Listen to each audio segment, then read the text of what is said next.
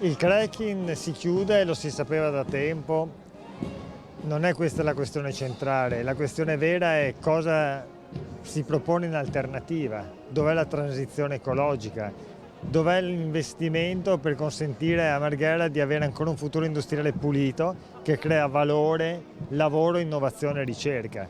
Il PNRR rappresenta esattamente questo, la possibilità nel nostro paese di una riconversione industriale pulita che genera valore, ricchezza, benessere e sostenibilità ambientale.